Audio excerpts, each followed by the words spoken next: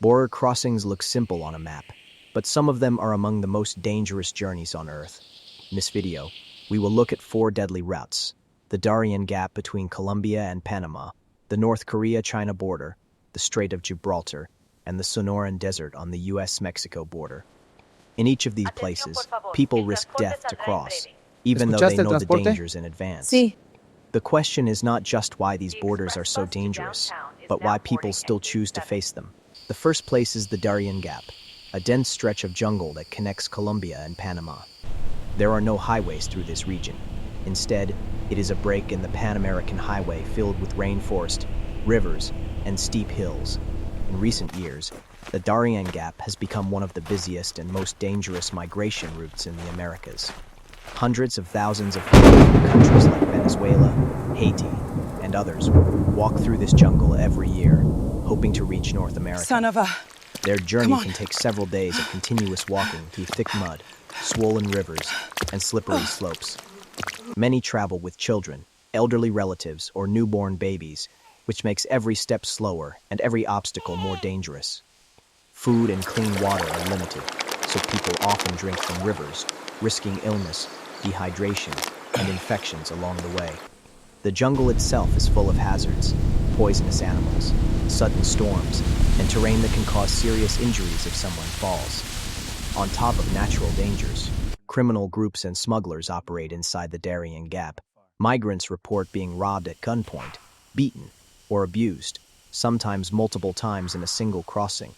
People can lose all their savings, their documents, and their phones, leaving them with no way to contact family or prove who they are.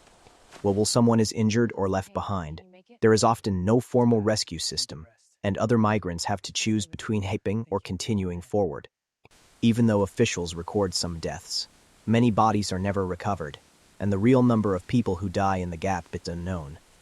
Despite this, people keep walking, because the dangers they face at home, violence, hunger, or complete economic collapse, feel even greater than the risks of the jungle. Our second border is between North Korea and China, mostly along the Yalu and Tumen rivers. On the surface, it looks like a normal river boundary, but in reality, it is heavily guarded and tightly controlled. Over the past years, the North Korean government has built more fences, watchtowers, and patrol roads along this frontier. In some areas, soldiers have been ordered to treat anyone approaching the border as a serious threat.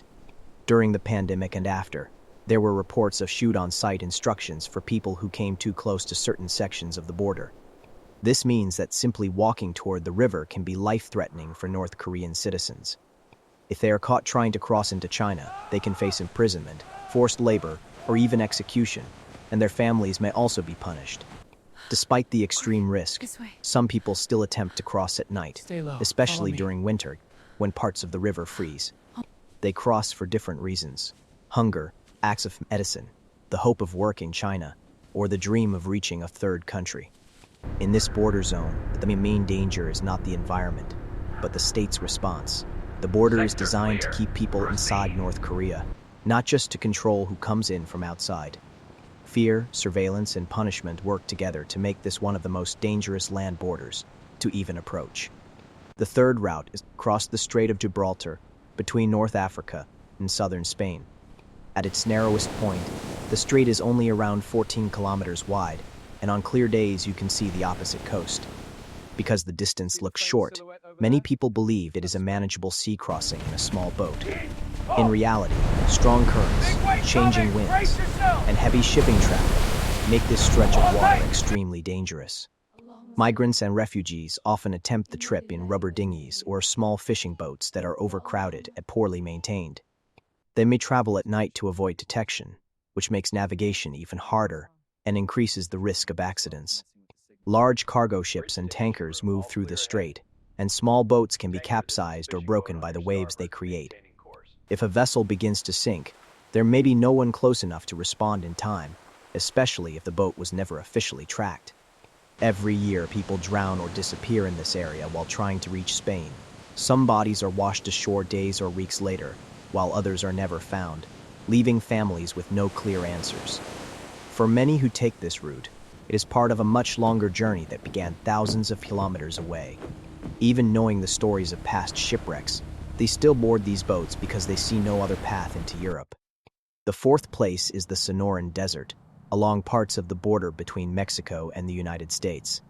This desert is a vast region of sand, rock, and scrubland, with extreme temperatures and very little shade. In the daytime, heat can rise well above 40 degrees Celsius, causing dehydration, heat exhaustion, and heat stroke within a few hours. At night, temperatures can drop sharply, making it easy to become hypothermic if someone is already tired and dehydrated. Because official border crossings are heavily controlled, many people try to cross through remote desert areas, where they hope to avoid being seen. They often follow smugglers, GPS coordinates, or rough instructions, believing the walk will be shorter and easier than it really is. In reality, the distances are long, and water sources are rare or unsafe to drink from. When someone runs out of water, gets injured, or loses their way, help is often far away or does not arrive at all. Local authorities and volunteers sometimes find bodies or scattered remains long after someone has gone missing. Identifying these remains and notifying families can take months or never happen, leaving loved ones in permanent uncertainty. For many families, the last contact is a phone call or message, saying the person has started the journey and expects to arrive soon. After that, silence can be the only sign that something went terribly wrong in the desert.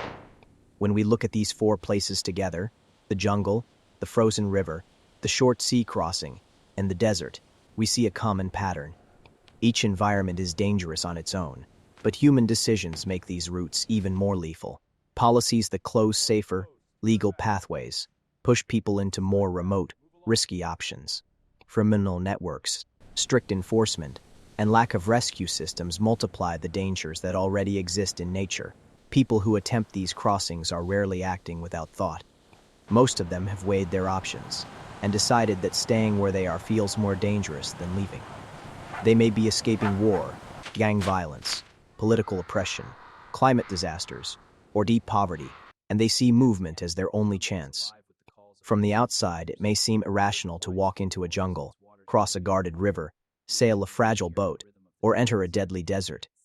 But from their perspective, the biggest risk is doing nothing and waiting for conditions at home to get even worse. When we discuss borders and migration, it is easy to focus on numbers and policies and forget the individuals behind them. Every person on these routes has a name, a story, and reasons that felt strong enough to justify taking such extreme risks. The real question is not only why these borders are so dangerous, but what kind of world makes so many people feel they must cross them anyway.